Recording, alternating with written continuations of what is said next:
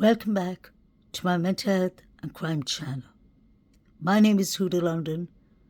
This is for educational purpose only. This is the case of the Idaho 4. I'm using this under the fair use purpose. I'd like to give out a shout out to Sloan Bello. She's a YouTube creator and she's a psychic.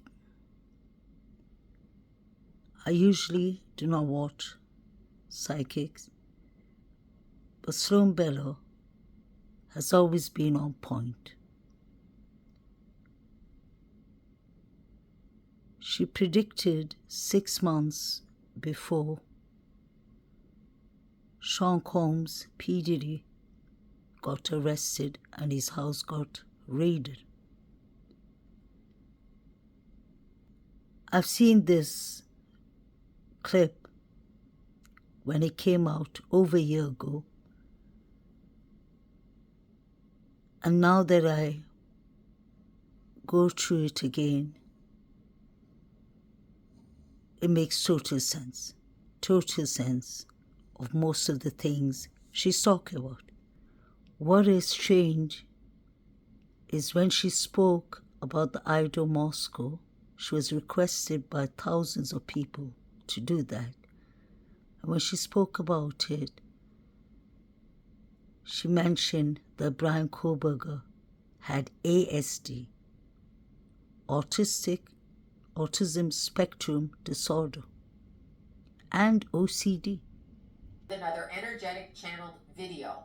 This has been a super requested video since the event date, which was November 13th of 2022.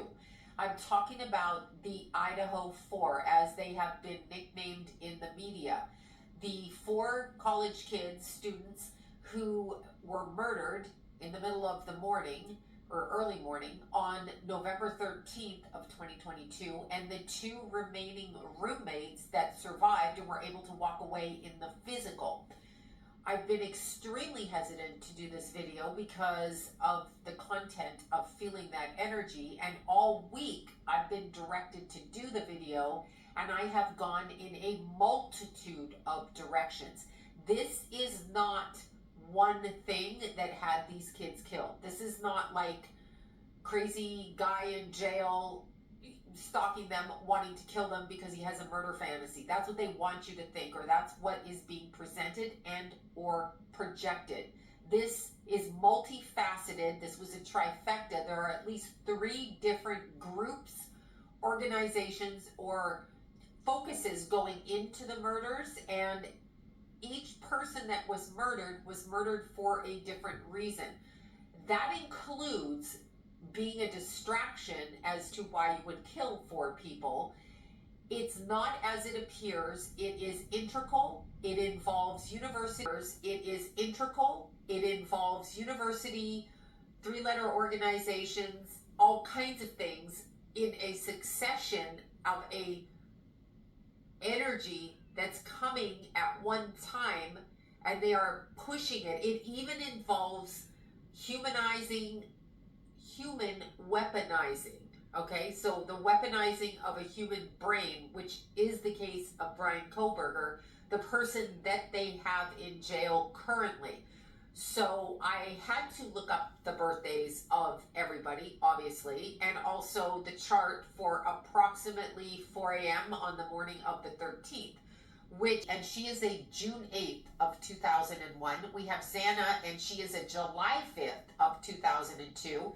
Then we have Madison, or Maddie, and she is a May 25th of 2002. Now, Bethany, one of the surviving roommates, they suggest that she has an April birth date, same age, peer group, but they say April. That could be Aries or Taurus. I'm gonna say it's probably Taurus because of those eclipses, okay? So it's probably Taurus. I could find nothing, okay, nothing on Dylan. No birth date, no suggestion of a birth date, nothing, okay? So when they hide birth dates online, I should be able to find a birth date somewhere. Somebody, some school, some book, something. nothing has been posted to a birth date that I could find. So no birth date on that. Now, here's what I feel happened the night that this happened, or preceding this, because it's a projection of things. So I want to talk about Brian Kohberger to begin with, because I feel that he was there. I am not disputing that. I feel like he was there. I feel like he was known to everybody in that house. Known peripherally, known through a friend of a friend, known. Okay, I don't feel like he was somebody that they didn't know. I feel like somebody in that house absolutely knew him. I also, from the energy of Brian, feel like the connection to him is a weaponized human mindset. Weaponized. He was clicked into action. I don't know if this happens outside of what we know on earth and is a spiritual element to it, or I actually feel that he was and is a weaponized human being. So I feel these ideas were projected onto him, and he was placed in that area very specifically to cause distraction. There are a multitude of things going on, and I don't even think that his brain understands what's going on. I'm not saying he's not guilty. What I'm saying to you is there is a succession of events, and there is multiple reasons for those people being murdered. Not just one, and not just one person, and not just one group of people. This is a complete trifecta, a perfect trifecta of 3 different organizations. My mind was going everywhere, okay? Speaking to me, I had trouble sleeping. My mind was going absolutely over here, over there, trying to feel the energy. I heard Kaye say very strongly, I'm sorry, I'm so sorry. And I was trying to ask her, what are you sorry for? Because I don't think she had anything to do with it. I think she spoke out of turn to somebody that she thought was a friend of hers. And this is a guy, not a girl. I feel like she was in the acquaintance of somebody who she did not know was connected to the group that she was speaking about. And I feel like that tripped her up. I don't feel like she knew, or she read it, or she could see it. So I feel like she came into the proximity of one of the 3 different people, different circumstances, different groups, if you want to put it like that. One of the 3 different groups that was focused on removing the people in that house from what they did. I then whipped right over to Dylan, and there is a complete mask over her energy field. I cannot read her for the life of me, and she is not who she presents herself to be.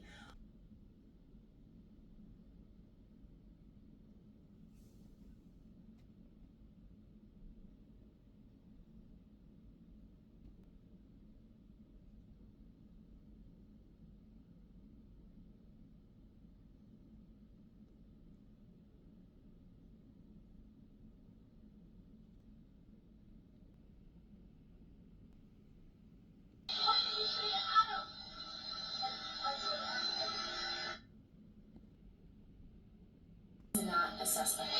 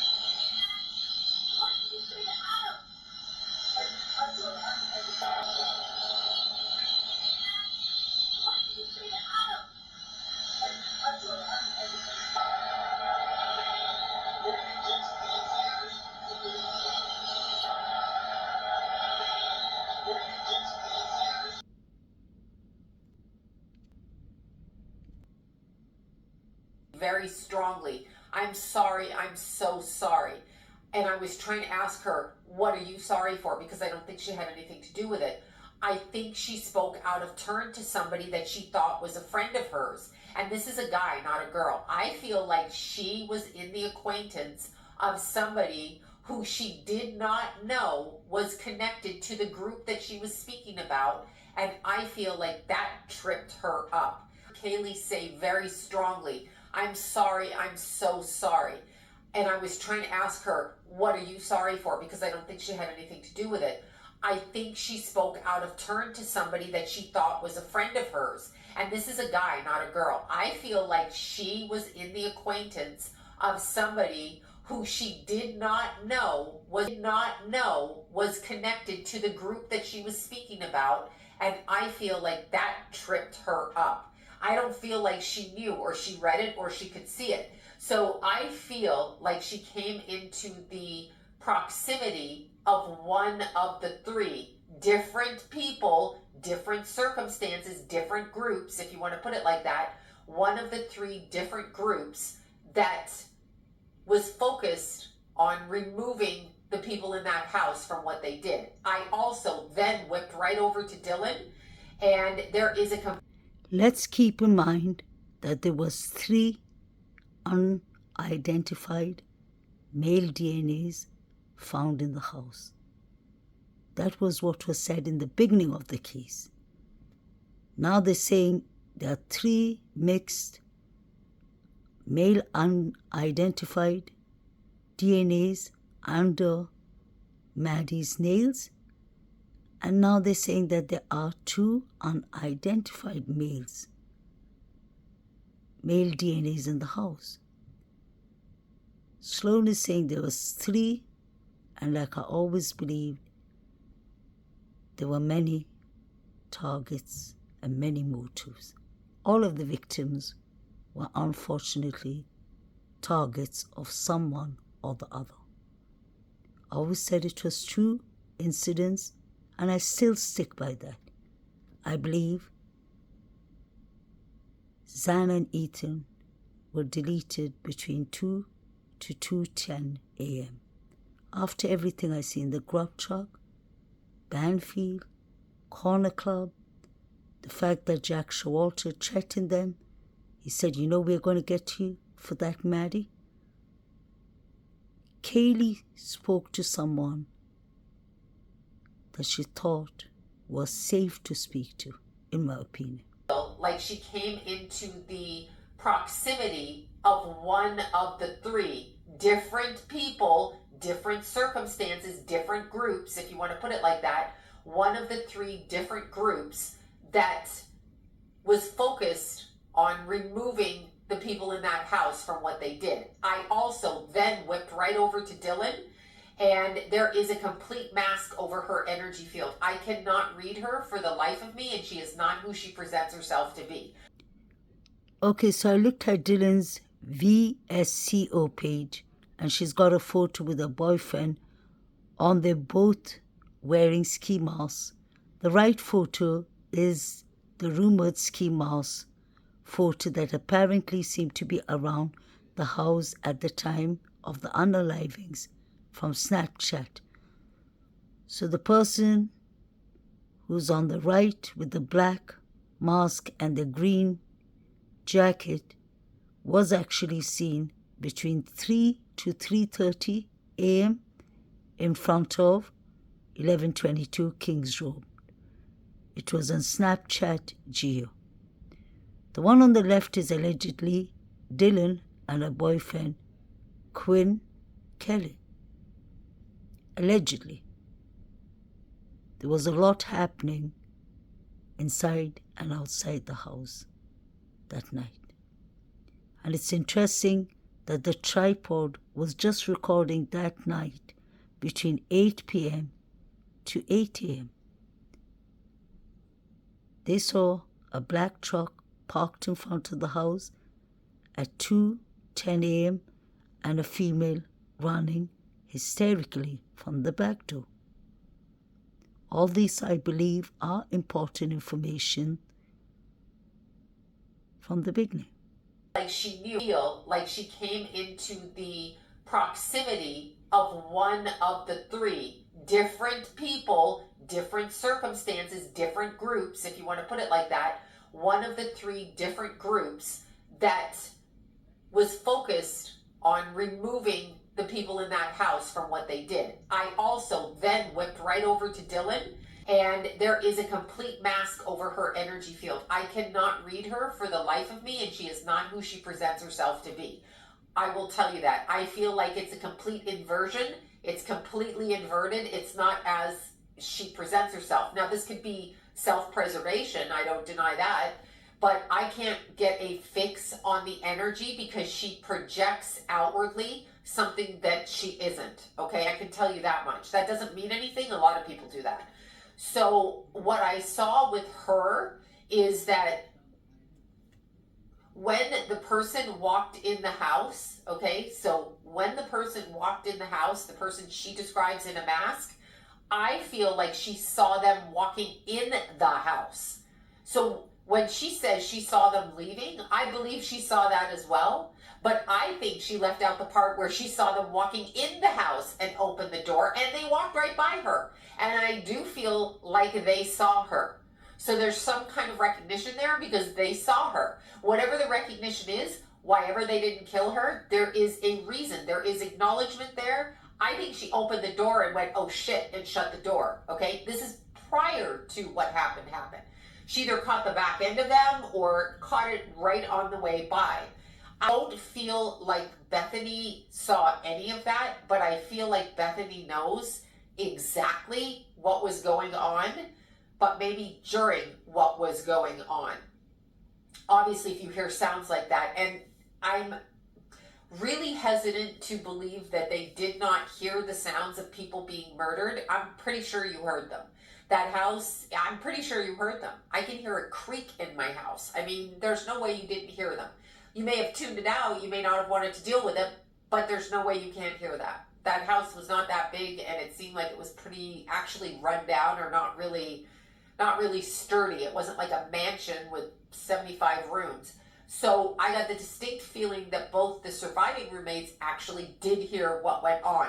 I am also seeing Kaye and Madison at some kind of establishment, bar, restaurant, whatever. I see them talking, they're eating something, so it could be like at a bar stool. It's a table, not a booth table. They're sitting there talking, and who they're talking to is a turncoat or a Benedict Arnold or a person who is setting them up, getting information about when they're going home, what they're going to be doing. I feel like the girls were talking to the enemy without knowing it was the enemy. Now, what do I mean by that? You're thinking, who wants to kill young girls, right? Besides sexual pervert, which is where this case is going when they focus on Brian Kohberger. They focus on, he's like on the spectrum, he's OCD, and he is a Scorpio. They do stalk people. I mean, that's just factual. They do it for fun. Scorpio rising, Scorpio moon, whatever. Scorpio sun, they can't help themselves. They rule that part of the chart. They also make great detectives, okay? So they will research. I feel like Brian was called in to the house after the fact or during the fact to follow up on the fact. That's actually what I think. I realize he was there, but I'm trying to feel what he's doing, and it feels like I'm cleaning up behind somebody. I'm cleaning up. Okay, so it looks a little bit, and I'm not apologizing for him. I don't even want to hear that in there. I'm telling you what I'm feeling, and I don't have to feel what is written in the newspaper. That's not how psychic works. That's not how mediumship works. That's not how energy reading works. And I'm getting really amped up with it. I hear Kaye again saying, I'm sorry. I'm so sorry.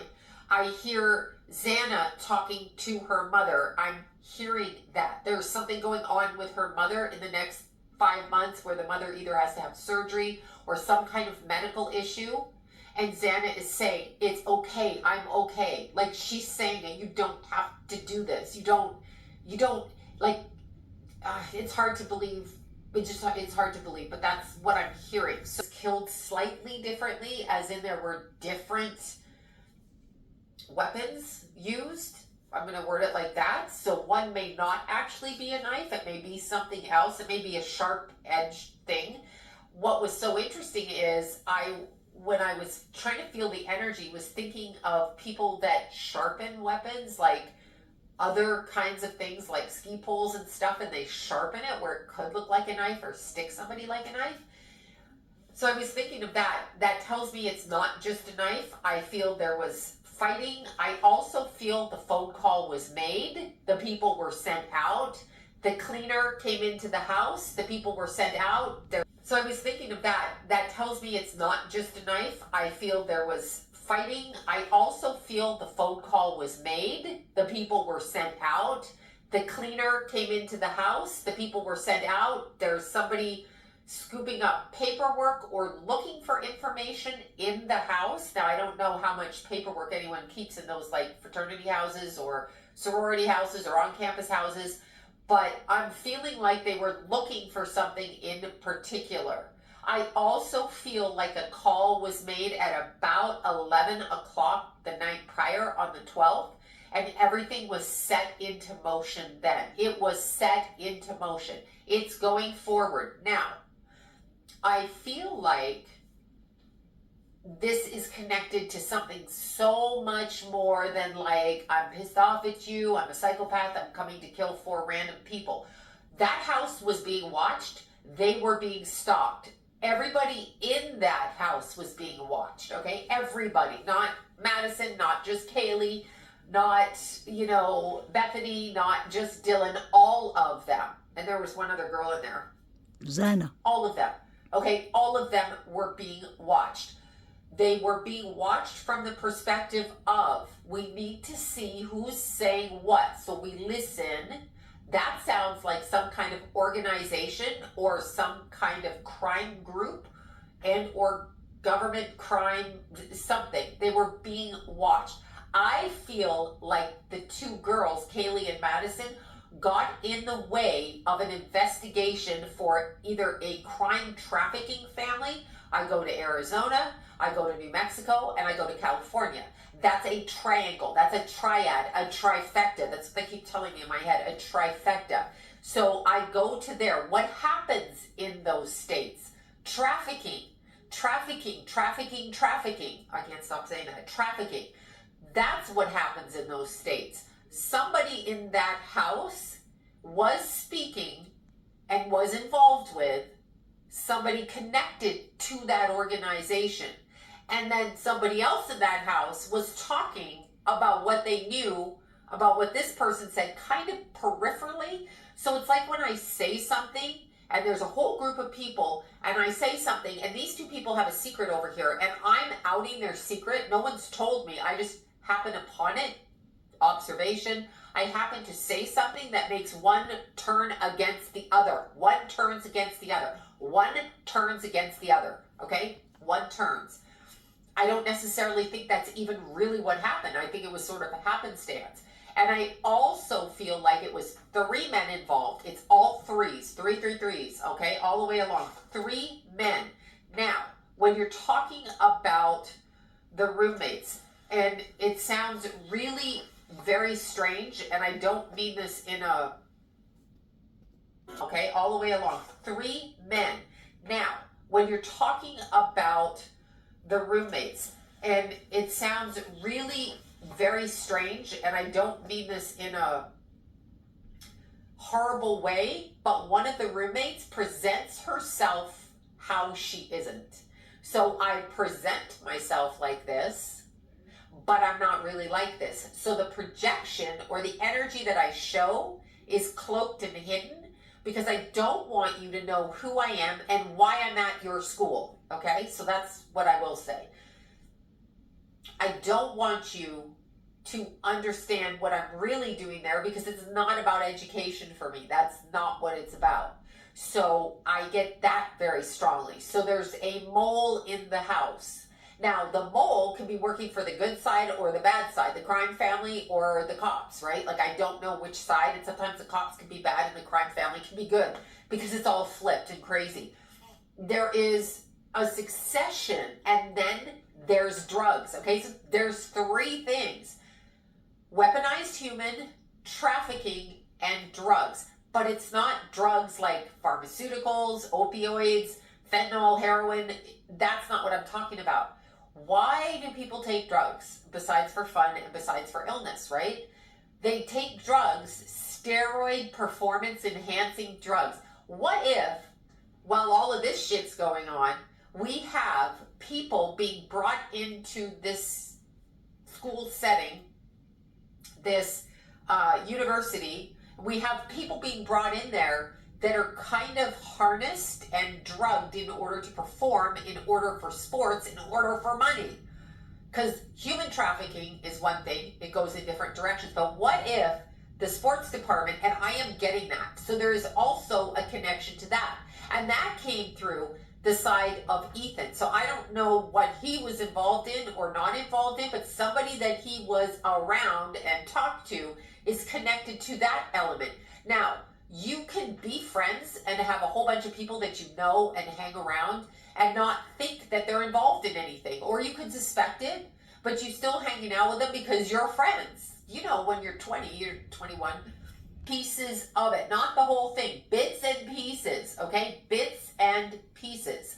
Little bits and pieces. And she's talking to somebody that she assumes is a friend. Not an enemy, not a frenemy, but a friend.